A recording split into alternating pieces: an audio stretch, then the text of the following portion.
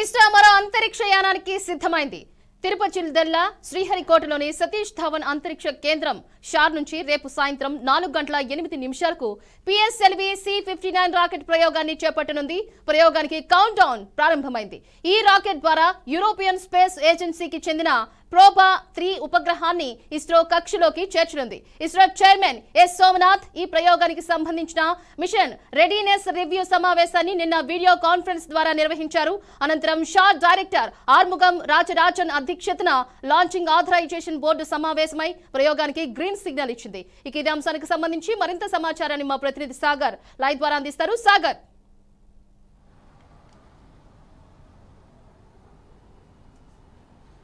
Right side చందన. ఇప్పుడు భారతదేశం ప్రపంచవ్యాప్తంగా కాదు, భారతదేశం అంతా కూడా ఎంతో ఎదురు చూసి అంతరిక్ష ప్రయోగానికి అయితే సిద్ధమైపోయింది.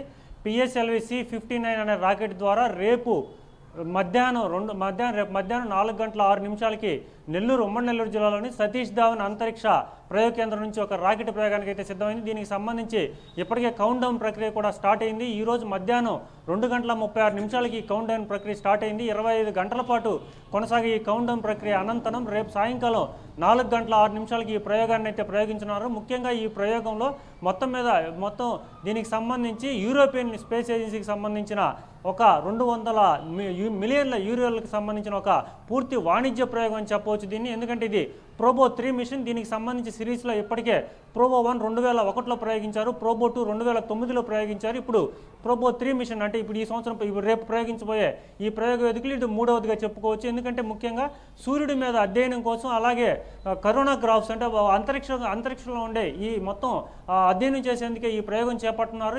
ఈ రేపు ప్రయోగించబోయే ఈ శాటిలైట్ యొక్క జీవితకాలం 2 సంవత్సరాలుగా ఉండబోతుంది. మొత్తం మీద భారత రేపు ప్రయోగించబోయే ఈ వాణిజ్య మొత్తం వాణిజ్యపరమైన ప్రయోగంగా చెప్పవచ్చు. ఇప్పటికే దీనికి సంబంధించి అన్ని ఏర్పాట్లు కూడా పూర్తి అయిపోయాయి.